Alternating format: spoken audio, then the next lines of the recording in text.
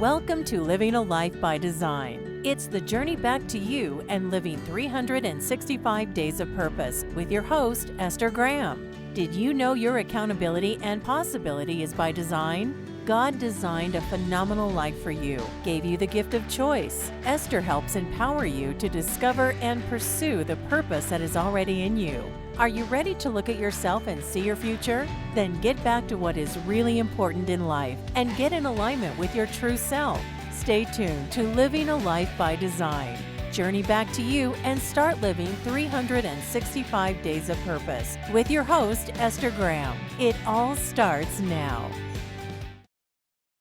Hello, hello, hello. Good afternoon, everyone, wherever you are in the world. I just want to welcome you to the room and to this space. I am so super excited. But first, let me tell you, y'all, happy Friday, because I love Friday, not Friday. Happy Friday, because the weekend begins. And although some of you are like me or maybe working through the weekend, it just feels good to have to know it's the weekend and there's some downtime that you can just slip in there somewhere. So again, happy Friday. And today I am so blessed and honored to have my friends Bert and Xkizin Wright. They are experts. I call them experts. They may not call themselves experts, but I call them experts in the area of marriage and relationships. Such a powerful conversation. Xkizin is a licensed family and marriage counselor or therapist, and they're going to reintroduce themselves. And Bert does everything that you could think of. He's a beast at sales. He's a beast at money management. He's a beast at building relationships. And really, as a CEO, knows how to have that conversation and still leave you in your dignity. I absolutely love it. So I want you to welcome Bert and Xkizin. And listen, feel free to comment. Feel free to interact because this is a conversation. It is a dialogue and not a monologue. So welcome, Bert and Xkizin Wright, Mr. and Mrs. Wright, y'all. Well, thank you, Esther, for having us here today on the call today. Once again, as Esther said before, my name is Bert Wright. So my background really has been in sales and leader of leaders. Like think of myself as a servant leader in many ways and a change agent. So I am Mr. Wright, the one they've all been looking for. So she found her Right. Mr. Wright. What you're always looking for. So that's kind of about my background, and we'll share more about it as time goes on. So go ahead, babe. And I'm Xkizin Wright, and I am a licensed marriage and family therapist. And I currently work with youth who recently went to the hospital due to suicide ideation, suicide tips. And I'm currently helping them and their families. So I do family therapy, some couples therapy, and then working with youth. And we've been married, what, 12 years? Yes, 12 years going on 12 years going on 35. So that's what it feels like. Yeah. Well, I tell you what, my dad has always said that if your marriage can make it past 5 years, then you can work through anything and you can make it. That's it. That was always his rule. So even, y'all know Jonathan and I have been married 35. Yeah. 35 years. Yeah. And I always think if we can make it 5 years, we can make it. So we got one more year for 36. But I'm glad that that's our joke, right? I'm so glad that you guys are here and our conversation that, this particular episode is it takes two because no matter what we're doing in life, in relationships, whether it's with our spouse, with our children, with that significant other, it takes two. And so I want to just have this, invigorating, powerful conversation, enlightening conversation, and what it takes, to build a relationship with that person. And let me just add this piece in, as X works. I'm sorry, y'all. Is that okay if I call you X? Yes. Okay. So X works with teens who also have to learn to build that relationship with themselves. And so I just think that all of this just intertwines. And so that's where I want to begin. How do we begin to build that relationship within ourselves so we can now build it with others?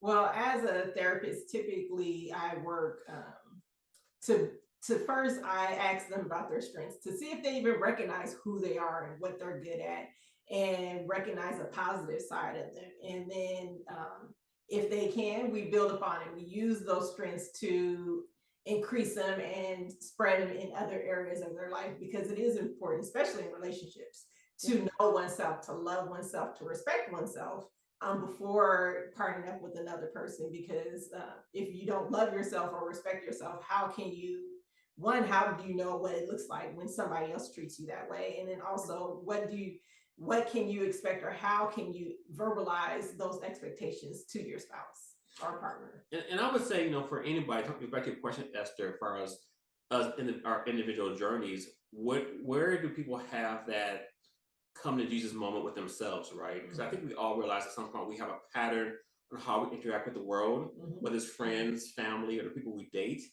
And so for us, or at least for me personally, what I realized, I had a pattern of almost toxic relationships, good people, but just toxic relationships, whatever, right? And I realized I had a moment where a light bulb came off, and I realized I had a level of self-awareness of my particular patterns. And that allowed me to start my own healing process. So now I started to attract a healed and a healing person, when I finally realized that, we crossed paths and different things, and we got married, right? So I was, that's probably was the biggest thing for me. Working yourself first before you get to marriage, as much as you can. Have that aha moment, however you can, yeah. So what I'm hearing you saying is that, number one, it does really start with yourself, recognizing, being very self-aware of what your pattern is, making sure that you respect yourself, love yourself. And then the second piece is then you will attract. So once you become healed, once you know who you are, then you will attract people that are healed, or Right.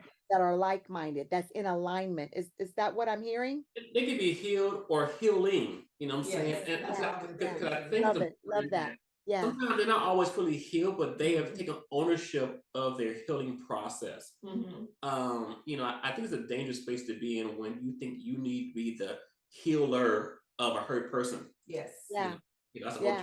term in itself. But Yes, and I think that's what changed me into focusing on myself and really focusing on my healing, because I was like Bert, the protector, or the person who wanted to show, yeah, you deserve this, and putting their needs before mine, and really just trying to heal them instead of just being on the journey with them in the healing process. So I really had to step back after my last relationship, where I'm like, okay, I need to focus on myself and heal, because I saw patterns in my behaviors of interacting and what I would do, and the patterns I didn't feel good. It didn't feel good, the patterns I was doing. So I took the necessary steps, stepped back, and really focused on, okay, who am I, and started healing so that I can attract a different type of person, and most likely a healed or going through the healing process of the person.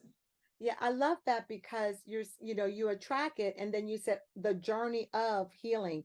I have a phrase, my husband and I, that I am healed, I am being healed, and I shall be healed.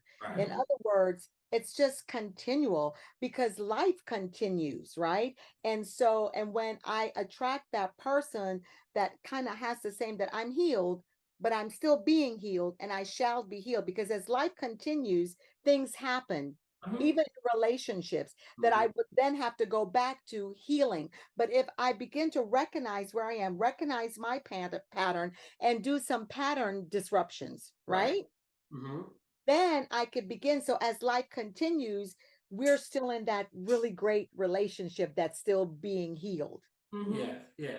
And the powerful thing about that, Esther, is as you're healed, or being healing, or shall be healed, you will have to almost again be self-aware and self-conscious that you may meet your future mate in a peculiar circumstance, or something that's not business as usual, right? Or in the environment you're not quite used to it, right? Because sometimes you're so used to dating a certain kind of way, or going to a certain location to find out your future mate, and you realize, like, okay, this feels odd, but it's supposed to feel odd. Yes. Because you're starting a new pattern of how you're dating. So it's so fascinating.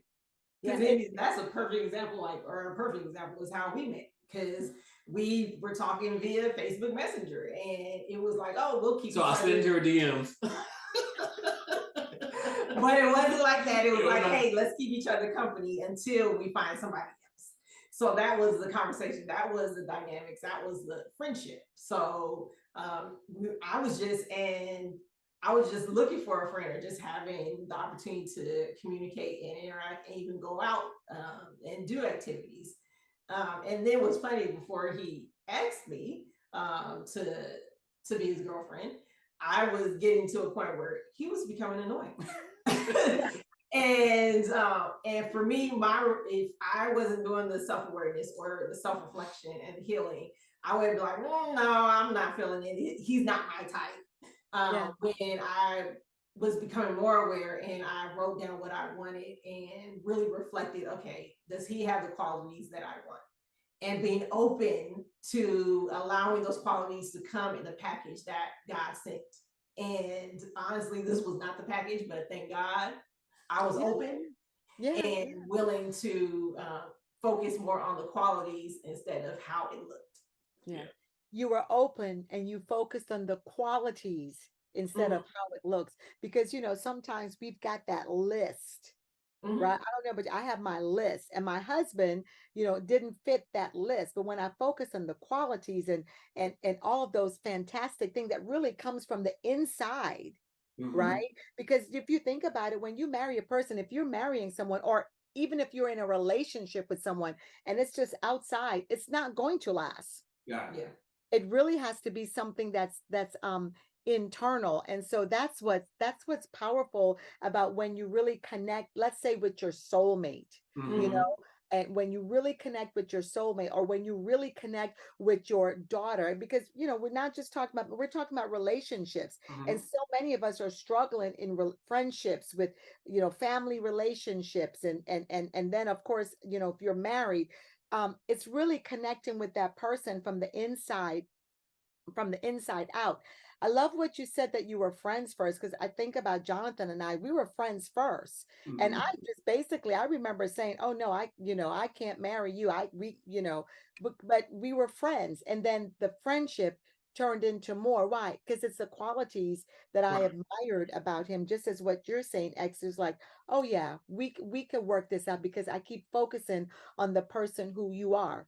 Got it. But here's what it goes to before we take a break. It really takes you knowing who you are, Yes. who you are Yes. on Yes. the inside, Yes. right? So we'll talk about that a little bit more when we come back from our break. Just stay with us, guys. More juicy conversation, everyone. We are going to go on about a minute, few seconds break. Stay tuned.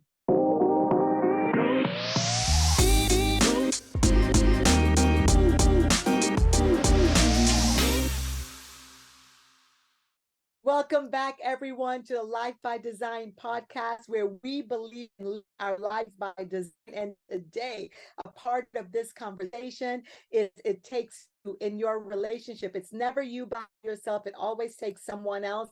And whether you're in marriage or have a significant other, it's with your children, no matter what it is, it always takes two to build a relationship. So we're going to continue with self-awareness, knowing you before you can go out and even find that match, that soulmate that's for you. And that's even with your children. We still have to know. I found with my children, I still have to know who I am, so I can have a better, stronger relationship with my children. And one of the things that we were talking about on the break, everyone, is as in our church, when I have ladies that come up and they ask about when they're going to find that significant other, or even when they are going to, they're struggling in a relationship with their child, we always talk about how, you have to be clear on you.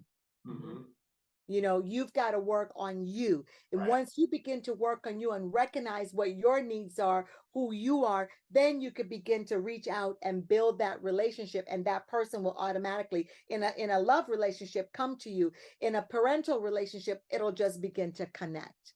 Yes. Yeah, I mean, it's so true. I said, when you think about having to clear yourself, it helps to reframe your filter, right? And so when you haven't properly cleared yourself, you're not even you stop you stop becoming more aware of what you're being aware of, right? And so you're not going to just allow anybody now into your space just because you have a new perspective, maybe, right? So I think what I remember I shared earlier in our break was that when I decided to clear myself and get healed, and I asked God for some divine guidance and intervention, that the package came in the same way. I was like, really, God, this is the person, you meant for me? And so it's so funny how that happens. So yeah. Yeah, clearing, because I made the decision to clear what I was holding on to, because for me Yeah. it was the fear of rejection and how I viewed myself, my self-esteem, and because of those challenges, I would call them, in my life, I had those patterns of those relationships to really help do the opposite or make me feel the opposite, and I would do it by any means necessary at times. So but then after I do it by any means necessary, I become hurt, or I'm still alone, or still I have those uncomfortable or those distressful or negative emotions or feelings. So I was like, okay, something needs to change because I'm doing this, but I still have the rejection coming up, or I'm still not have the increased self-esteem in myself or confidence in myself. So I have to choose to do something different.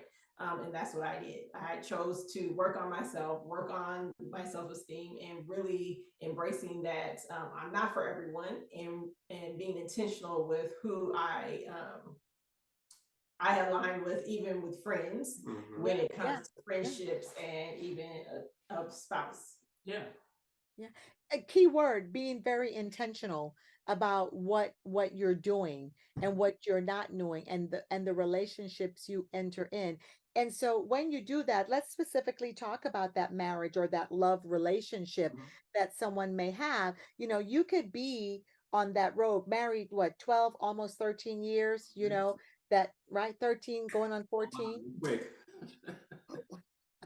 One of those, right? But what happens is, many times we've got the good, oh, we're getting married, and then life begins, Mm-hmm. right? And if you're not on that path where you began the self-awareness and the self-discovery, knowing who you are, and that self-healing, and still being healed, that when the difficulty comes, Hmm. ah, we Right. begin to separate. It's hard for us to come back together, and then it's irreconcilable differences. You know what I mean? Yeah. Talk. I mean, to that point, I'm sorry. You want to go ahead first, babe? If you have, you go I first. was just thinking about how when we first got married, we took some, like, I don't recommend this for anybody, but we got married and pretty quickly into the entrepreneurial space together as a couple, right? And so I think if we weren't healed as individuals, Mm-hmm. I mean, I said very clear, healed as individuals, and did the clearing that needed to be cleared, I don't know if our marriage would have survived past year two, maybe year three.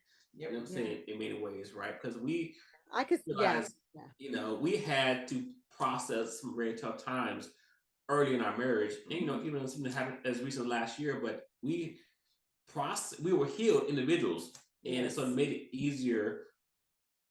I use that word kind of in quotes to handle the tough times. And now you're committed to the covenant and not committed to convenience. Yes. And I so love it. I I like love that.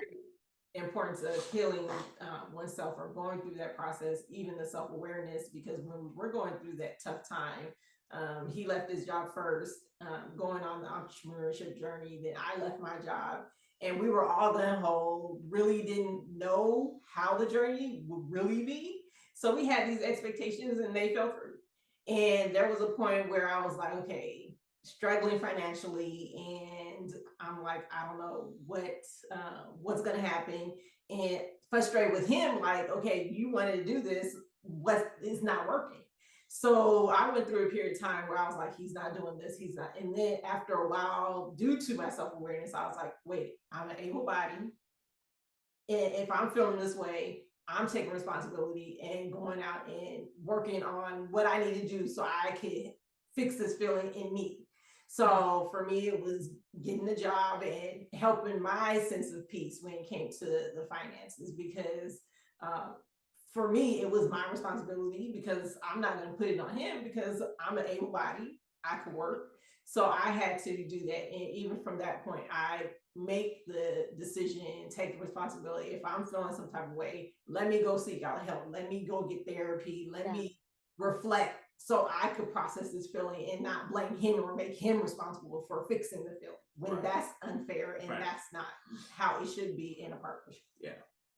So important. And I love what Bert said about, committed to the relationship, to the covenant, Yeah. and not the convenience. And so that's what I hear both of you saying. I was more committed to the covenant and not the convenience, because it's convenient to separate and to do everything else. But it does take work when you're committed to the covenant. And I think a part of that, again, it goes back to exactly what we keep going back to, is self-reflection and being very self-aware. And with in my marriage, I mean, the first few years about it was tough. I mean, and it was that commitment to where I committed to this, and I was still in the process of being healed. Right, because like you guys, like me, I came out of another relationship. I gotten a divorce, and I was still struggling from the residue of the divorce. Right. And sometimes what happens is that we'll jump into another relationship, right? Mhm. And we'll take that past relationship into a new relationship, and we'll make that person suffer for the Right. past. Right. Yes. Right. And I have to say, y'all, I know I was very guilty of that until I began to go on the healing and say, wait a minute, like you said, what's wrong with me? What's going on with me? Right. Let me go back and self-reflect. Let me go back and grab my own healing. Because at one point, and I want y'all to speak to this just a little bit, I looked to my husband to do my healing for me. And when something didn't go right, I blamed him, and I'm angry with him, right?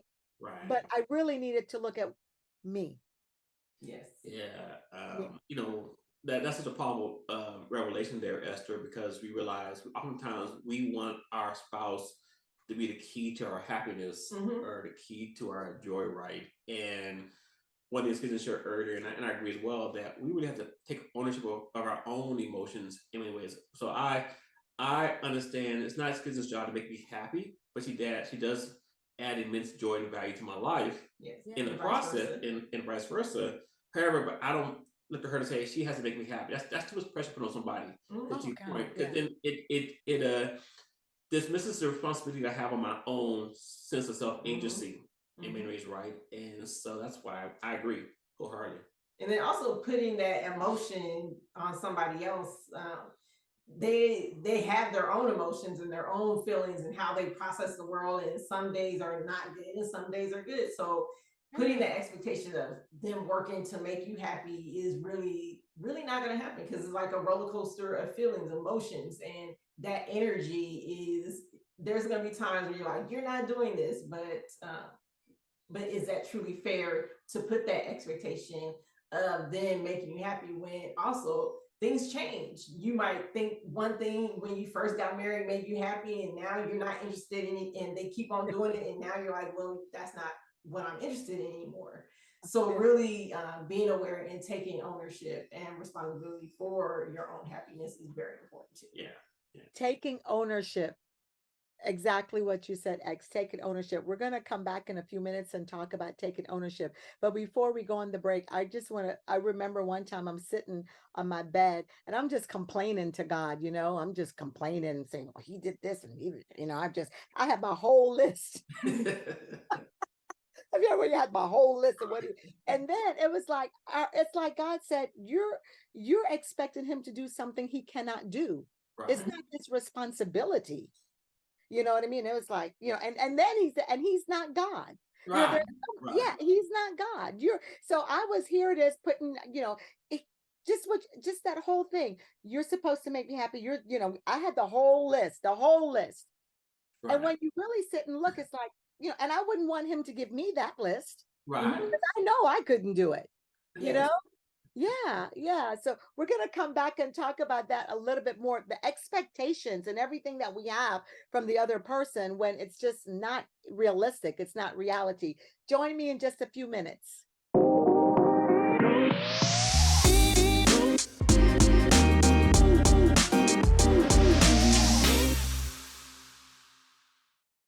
Welcome back to Life by Design podcast with my very special guest, Bert and Xkizin Wright, Mr. and Mrs. Wright, so you could never go wrong. So here we are. We're speaking about It Takes Two, and let's talk about taking responsibility for our actions in the relationship, in any area. Let's start there. So, last year we had a trying year last year. We'll talk about that briefly, where due to some medical conditions that Xkizin was going through, we made a decision for her to have a hysterectomy. Mm-hmm. And for somebody or any couples out there that are in the process of trying to conceive or have children and different things, or you want to have children, that can be a really trying time as well, right? And I remember, for me personally, where I came a point where I had to take responsibility how I felt and how I want to process that journey, which included saying I still choose my wife, even if we don't ever have kids, right? Mm-hmm. And I know she had her journey, but when it comes to taking responsibility, I realized that was powerful for me, because you think that could be for some couples, that could be a real deal breaker. Mm-hmm. And I had to redefine what marriage meant for me, what my own vision and goals of my life meant for myself as well. And because of that, I realized now we're stronger because of it. Now we enjoy life. It's almost like a second marriage in some ways, right, for me, because I now get to say I re-chose her again, kind of post this major life event for me. Yes, and for me, the whole process, I took responsibility when it came to making the decision, and even also allowing him to process the decision in his way. So I sought out therapy to ensure that I was really covering my bases, because I know women can be emotional and we make emotional decisions. So I wanted to really just flesh out the emotional side and the thoughts, like, did I try everything? Is this the right decision? I don't know the right decision, but just a decision at that time. Some slang words. So I sought out the help, did the therapy to process that, and really just because to me it was a sense of like a grief process also.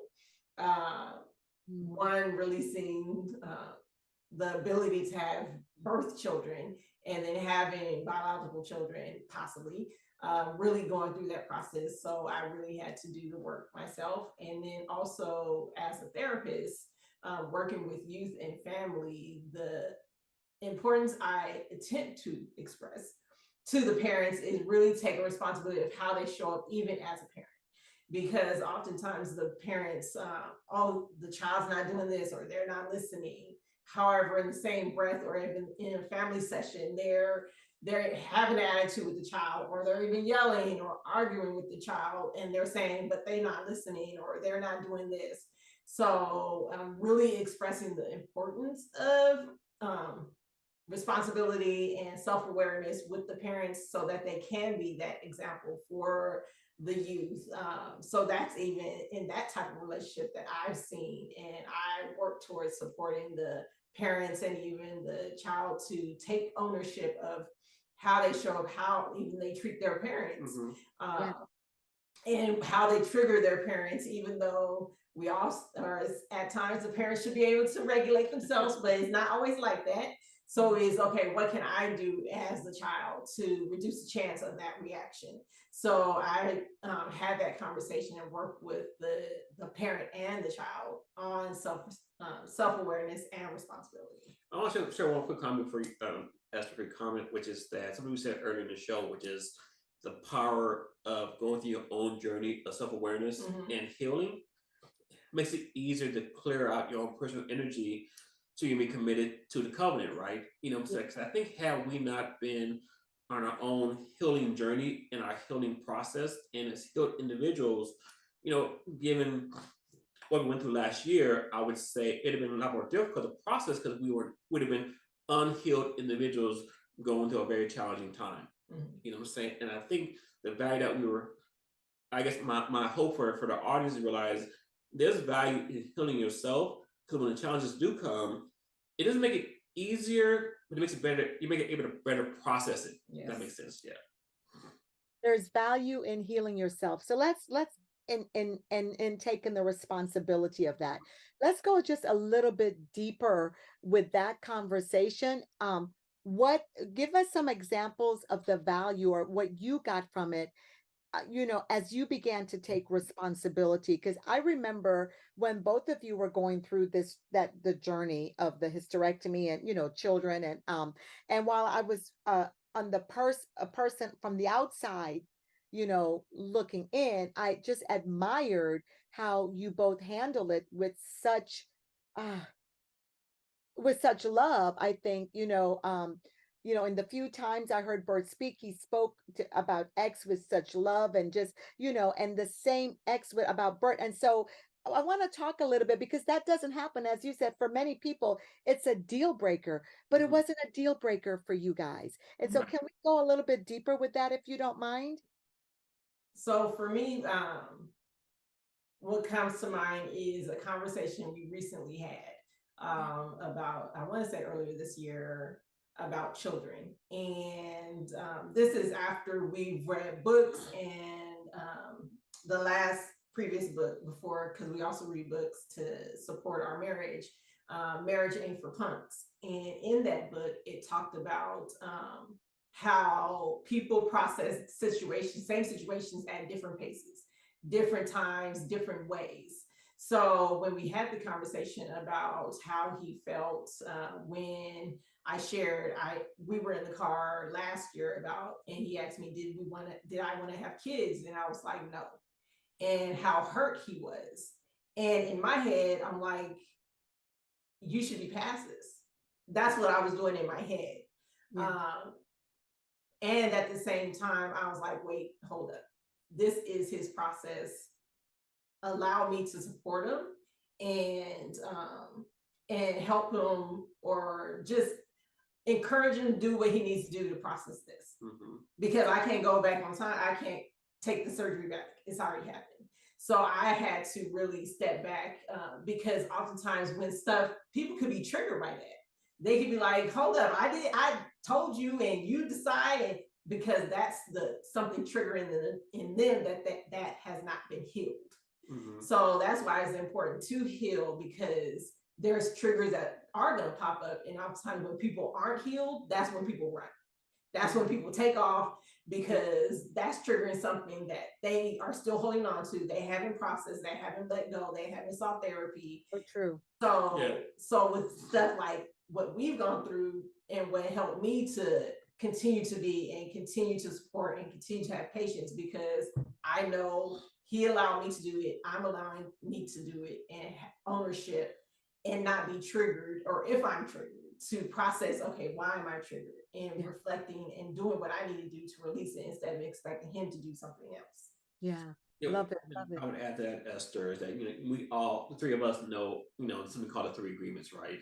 And what I think about now in hindsight, given the journey we went through, that it was very true that the three agreements had to be lived and experienced in our marriage, right? Literally had to be unconditional love and no repercussions, and just and no judgment, right? And through all of that, in the entire process, she mentioned about how we every year we read a book together. We share, do a conversation on live on Facebook as well, that too. Not knowing that 10 years of reading marriage books was going to be planting a seed in a tree we need to lean on 10 years later. Yep. Yeah. You know what I'm saying? And that really is amazing when we understand the value of just taking responsibility and being intentional about your marriage and your life and your vision, that you never know when those skill sets will come up. I didn't know when we started reading books 10 years ago that we're going to need to lean on those skill sets 10 years later. So, yeah. Yes. Yeah. So important. So important. I was trying to look at some of the comments. David said, great conversation. I'm trying to pull up some of the comments, but everyone's just, soaking in the conversation, because what I love about you guys is that you're so transparent about your journey, and it's transparency that helps others. It also helps us, and so, just talking about, how you felt like you should be over this, or, what's going on, but then saying, wait a minute, let me give him his space, let me look at what's going on with me, what are the triggers, what are his triggers, and many times what happens, as you said, is that we do run the opposite way. We don't want to deal with it, so then we jump out of one area into another, and we've never been healed, we've never really addressed it. And the second piece is the importance of having that safe space in your relationship. Whoa. That's so good. It's like, yeah, is this a safe space where we can talk. I could Yes. really tell you how I feel. And there's no judgment. I'm not going to judge me. I'm not going to judge you. There's definitely unconditional love because in this relationship, Mhm. that should always exist, but sometimes it doesn't. Right. Mhm. Right. Yeah. So we have unconditional love and then no repercussions that no matter what we say, there's just absolutely going to be no repercussion on this. And that's what I love about you guys. I think that, before we take a break, that you guys are such an example of a marriage that has gone through the journey and you're still together. And can I just say you're happily together? Oh, Yes. yes. Yes. Yes. Yes. You know what I mean? Like some people are, we just together, Right. not happy, but you guys are happily together because you've said, you know what, the marriage, I'm worth it, and the marriage is worth it. Mhm. And And the intentionality of joy in the marriage. I'm gonna and say the that. intentionality, the intention, and being humble enough to say, this, I like to say, this is my issue. This is my issue, Mhm. and let me own my issue and can we work on it? I'm gonna work on it, and can we work this out together? And I think that's what I absolutely love about you guys. Here's the last piece I want to add to, and yet two very different personalities. Mhm. Yes. Yes. Right. Definitely we do. You know what I mean? It's like, so, because sometimes we're looking for, oh, do they have the same? No, two very different personalities coming together to Yes. become one. And I believe it's not, people talk about the consummation of the marriage. It's not the love making. It's not that. It's the disagreements. It's those Right. challenging times. Mhm. That's what really consummates the marriage and a friendship. Right. Mhm. Right. Right? Yeah. Let's go to a break. Before we come back, we'll be ready to just give you some juicy information on how you can connect to Xkizin or Bert, Mr. and Mrs. Wright.